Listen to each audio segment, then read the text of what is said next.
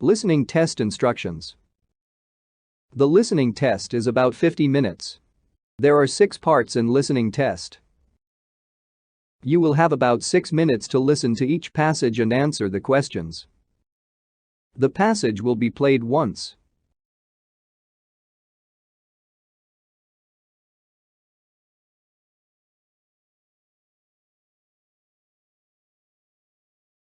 Hey, you look concerned. What's on your mind? The final exam. I'm not fully prepared yet. Well, don't worry too much. You still have 3 days. Yeah, but 3 days will fly past in a wink. Well, you still have time to cram things in your brain anyway. Question 1. Why is the man looked worried?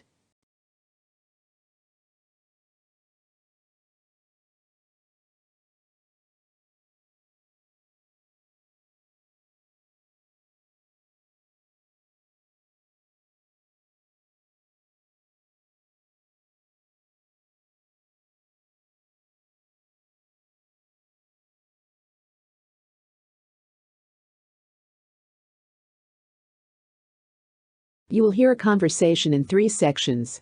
You will hear each section only once. After each section, you will hear 2 or 3 questions. You will hear the questions only once. Choose the best answer to each question.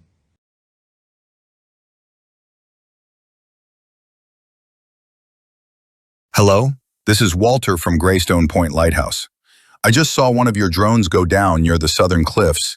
Heavy fog rolled in unexpectedly. I think it clipped the edge of the signal tower.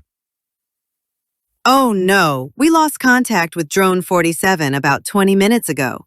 I was hoping it rerouted. Are you certain it crashed? Positive. I heard the thud and saw debris near the tide pools when I hiked down to check.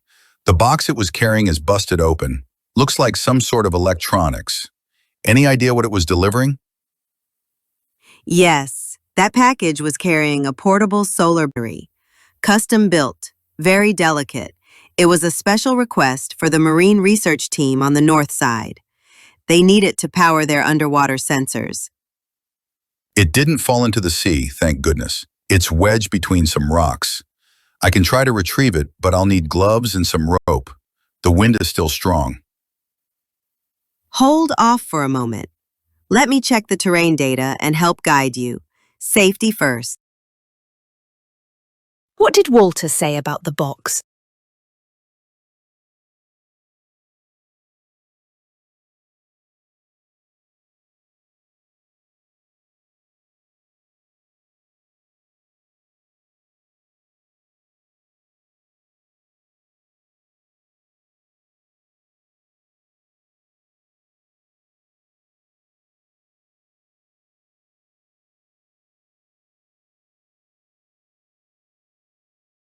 What was Elena's immediate instruction to Walter?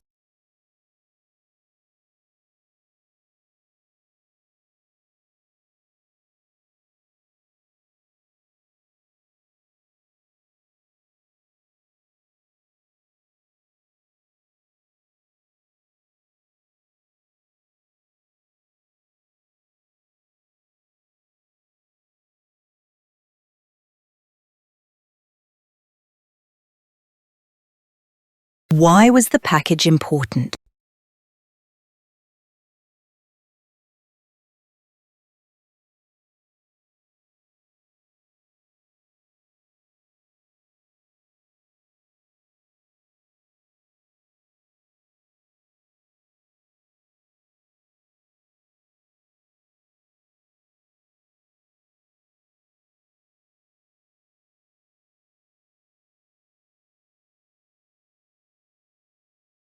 You will hear the second section of the conversation shortly.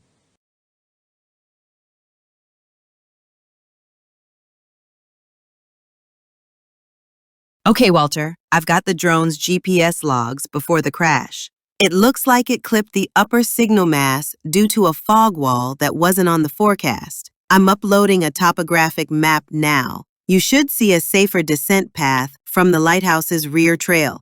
Yes, I know that path. It's narrow, but it curves down toward the cove.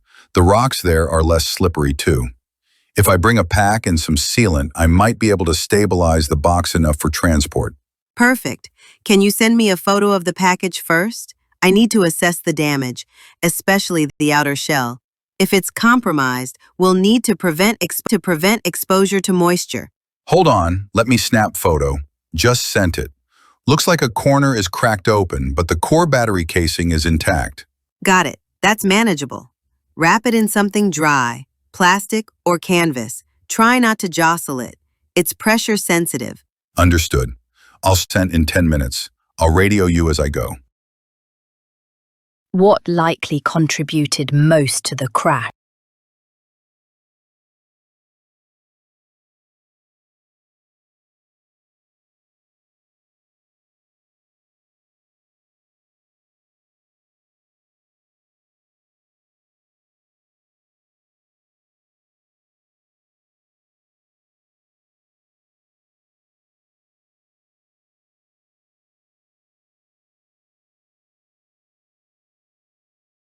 What does Walter imply about the Cove Rocks?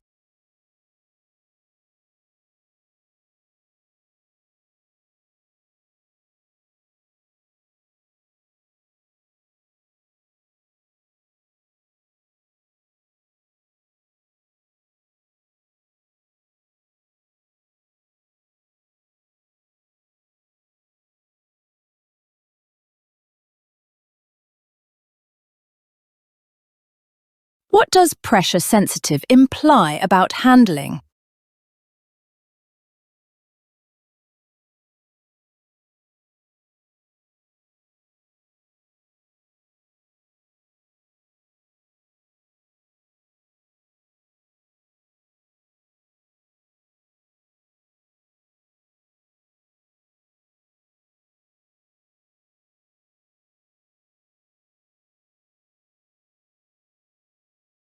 You will hear the third section of the conversation shortly.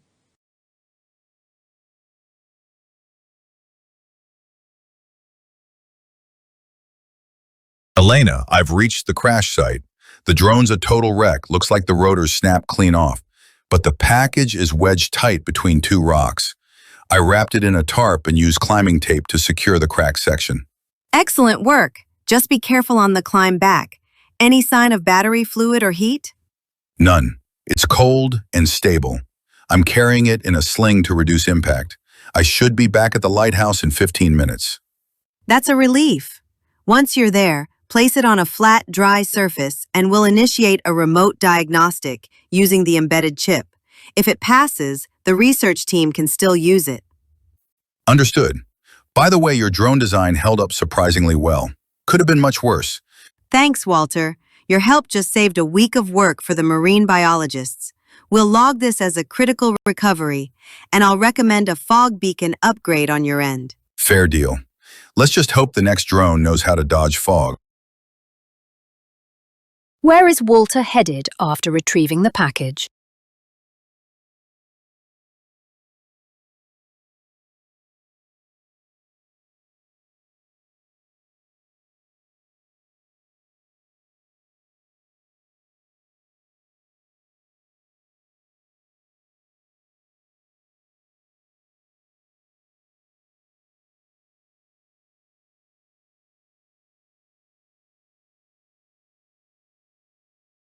Who benefits from Walter's actions?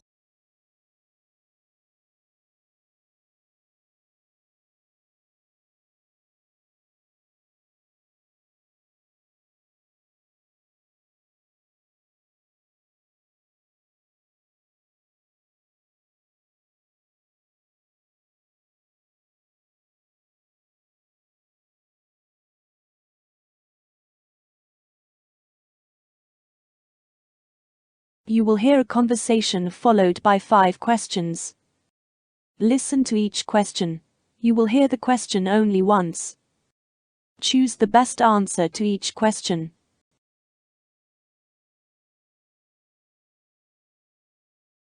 Good morning, Emma. What brings you and Bella in today? Hi, Dr. Lewis. Thanks for seeing us on short notice. I've noticed some changes in Bella's behavior over the past week, and I'm a bit concerned. Of course. What kind of changes are we talking about? She's been more sluggish than usual, sleeping a lot, and not as playful. And she's been eating less, sometimes skipping meals altogether. That's definitely worth looking into. Has anything in her environment changed recently? A new pet, loud noises, or stress at home? Not really. Everything's been normal. Although, I did switch her food brand about two weeks ago. I thought a grain-free option might be healthier. That might be a factor. Dogs can be sensitive to sudden changes in diet. Some grain-free foods are linked to heart issues or don't meet all nutritional needs. What brand did you switch to? It's a boutique brand I found online. It seemed natural and high quality, but now I'm second-guessing it. I understand. Marketing can be misleading. I'll do a quick exam now to check for anything obvious, and we might run some basic blood work to be safe. Okay, that sounds good. Bella's vital signs are fine, but her weight is down slightly. It might just be the new food not agreeing with her. I'd recommend switching back to her previous diet or trying a vet-recommended formula. That makes sense. How should I make the switch? Gradually. Mix the old and new food over 7 to 10 days. Start with 25% old food and slowly increase it. Also, keep an eye on her energy levels and appetite. Got it. Thanks, Dr. Lewis. I really appreciate your help. No problem. If her symptoms persist or get worse, give us a call. And don't worry, we'll get Bella back to her usual self in no time. Why did Dr. Lewis ask about environmental changes?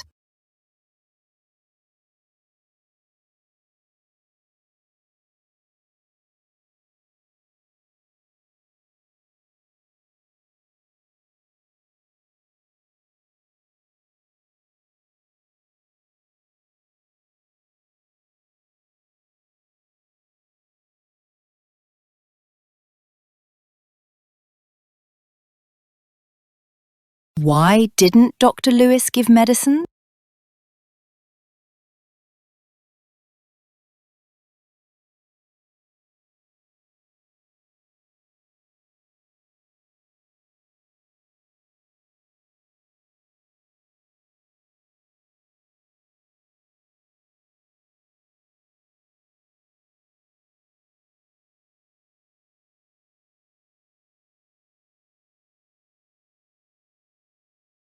What does gradually switch food imply?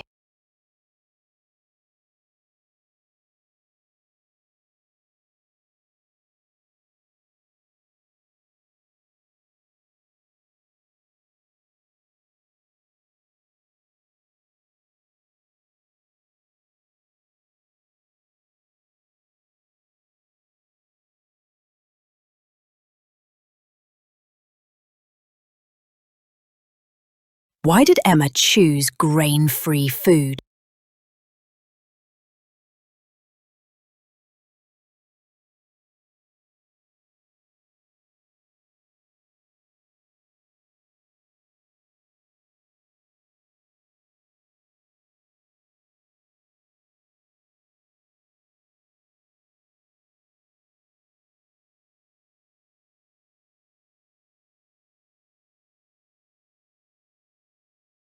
What's the significance of Bella's slight weight loss?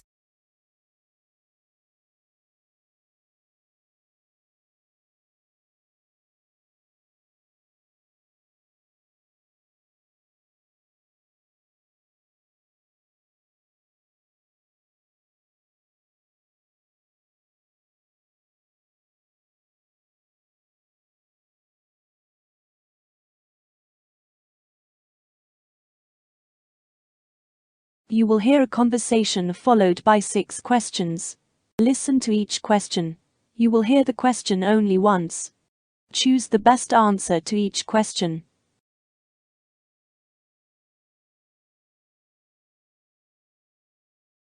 Good morning. Thanks for calling Mountain Escape Cabins. How can I help you today? Hi, I'm looking to rent a cabin for a few weeks, maybe a month. I work remotely, so I need a quiet, off-grid location, but with reliable internet. Do you have anything like that? Absolutely. We have a few cabins that are off the beaten path but still connected.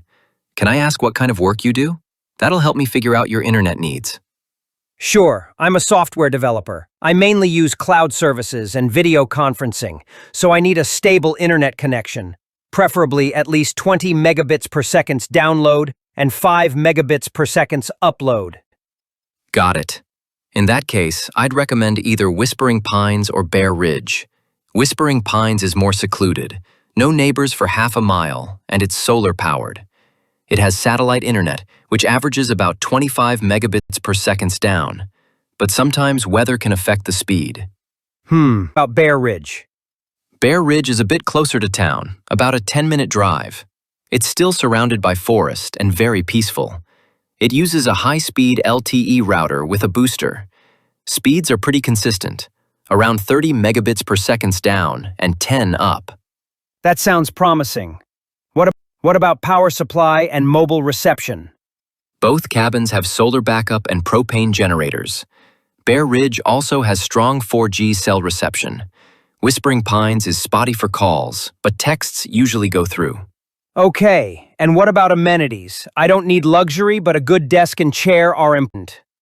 Both cabins are furnished with work-friendly setups. Bear Ridge actually has a dedicated office nook with an ergonomic chair and wide desk. Whispering Pines has a basic wooden desk and chair in the main room. I think Bear Ridge might be a better fit. Is it available from next Monday? Yes. It's available starting next Monday for 3 weeks. Would you like to reserve it? Yes, please. Can you email me the rental agreement? Of course. I'll send it right away. Just reply with a signed copy and a deposit and you're all set. Perfect. Thanks so much. Why did the agent ask about the caller's profession?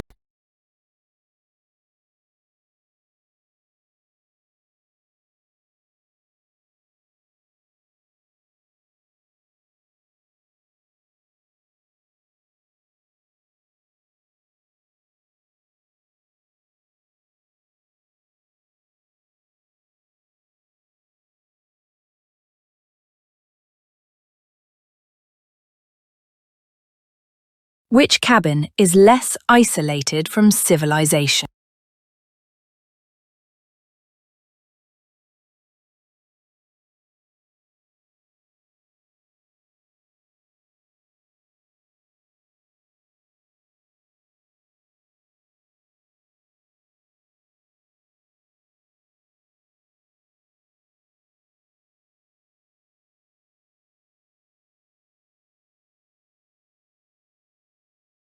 What was the likely reason the remote worker leaned toward Bear Ridge?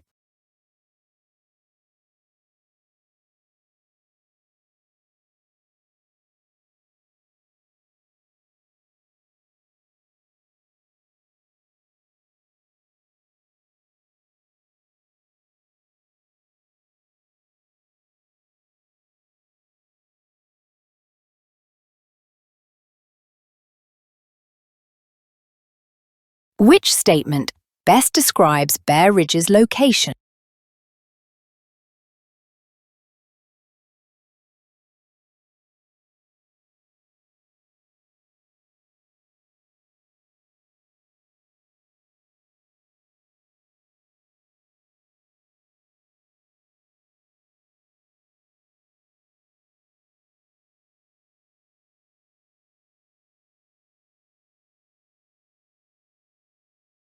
In what way does Bear Ridge provide communication reliability?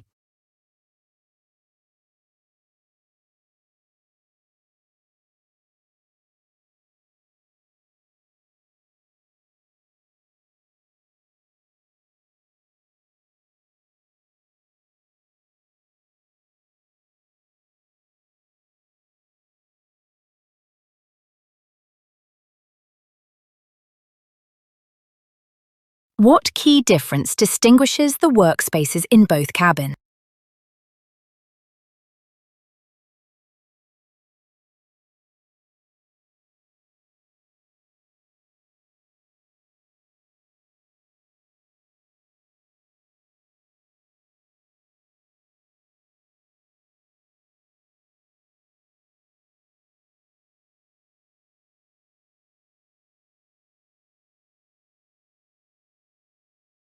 You will hear a news item once.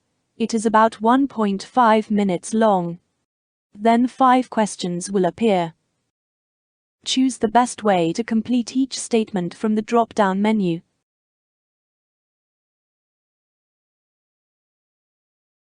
A widely recognized supermarket chain has announced a recall of one of its most popular products, following safety concerns raised by health officials. The recall affects a specific batch of prepackaged chicken sandwiches sold across multiple locations nationwide. According to the news report, the supermarket chain discovered the issue after several customers reported finding pieces of plastic embedded in their sandwiches. In response, the company immediately launched an internal investigation and worked closely with food safety authorities to determine the cause of the contamination. Health officials confirmed that the contamination originated from a manufacturing fault at one of the supplier's factories. Plastic fragments from packaging machinery had accidentally mixed with the food during processing, creating a potential choking hazard and risk of injury to consumers. As a precautionary measure, the supermarket chain decided to recall all affected products sold over the past 2 weeks. The recall includes chicken sandwiches with specific batch numbers and expiry dates printed on the packaging. The supermarket has urged customers who purchase the product to return it to any store for a full refund, regardless of whether the item has been opened or consumed. They also recommend customers avoid eating the product until its safety can be assured. The company's spokesperson expressed deep regret for the incident, emphasizing their commitment to food safety and consumer well-being. They assured the public that the problem was isolated to this batch and that extensive quality control measures are being implemented to prevent similar issues in the future. Health experts have reminded consumers to remain vigilant when buying packaged foods and to report any unusual findings immediately. The supermarket chain's quick action in recalling the product has been widely praised as a responsible approach to protecting public health. This incident serves as a reminder of the importance of strict quality controls in the food industry and the role of consumers in ensuring product safety.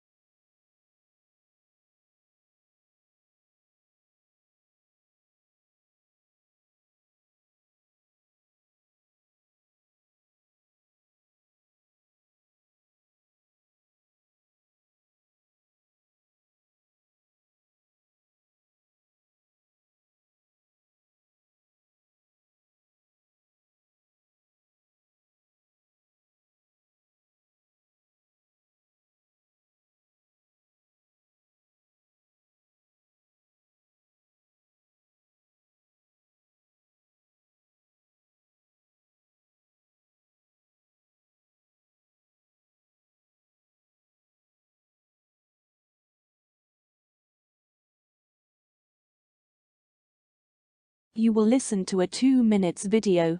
Then 8 questions appear. Choose the best way to answer each question.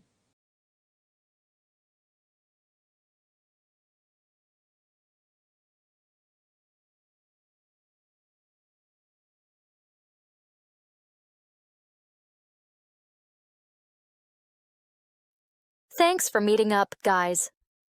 I've been looking forward to brainstorming this joint series on sustainable tourism in Southeast Asia. Same here. It's been a while since I collaborated with both of you. I think our audiences would love this project. We just need a solid plan. Absolutely. I was thinking we could highlight one country per episode. Maybe start with Thailand, then move through Vietnam, Cambodia, and Indonesia. That sounds great. And maybe we can each take turns leading an episode, depending on our strengths. I know Liam is great with eco-resorts and local interviews. Yeah, and Sophie, you're awesome at capturing local food and cultural rituals. I could handle eco-lodging and adventure activities that emphasize sustainability. And Emma, your storytelling style is perfect for tying it all together. But we need to be really intentional. This shouldn't just be beautiful scenery. We need to focus on real sustainable practices, like how local communities are benefiting from tourism. Totally agree. Maybe we could also include short segments on do's and don'ts for tourists, like supporting local artisans instead of buying mass-produced souvenirs. That's a good idea. We should also talk to local NGOs or guides who are working in conservation. It gives more depth and authenticity to the content. Logistics-wise, do we want to shoot everything over 6 weeks? That might give us enough time in each country. I'd prefer that, yeah.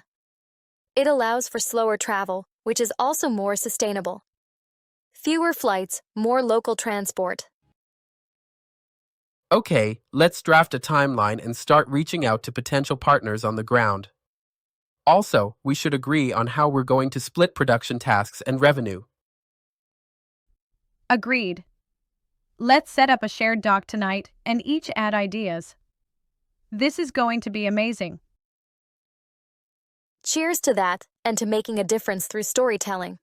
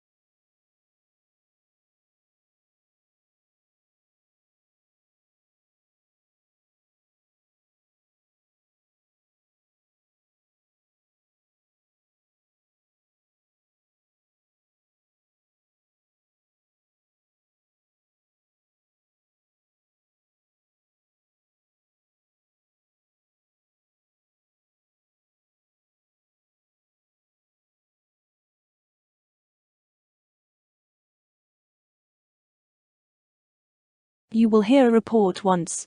It is about 3 minutes long. Then 6 questions will appear. Choose the best way to answer each question from the drop-down menu.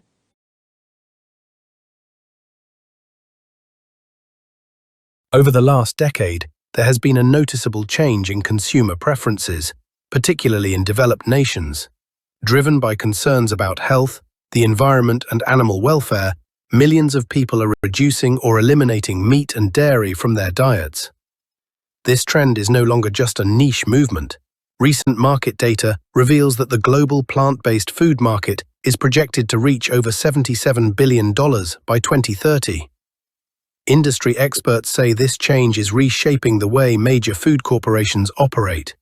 Traditional meat and dairy companies are investing heavily in plant-based alternatives to keep up with demand. For example, global giants like Nestlé and Unilever have launched plant-based product lines, while fast food chains such as Burger King and McDonald's now offer meat-free burgers in many countries.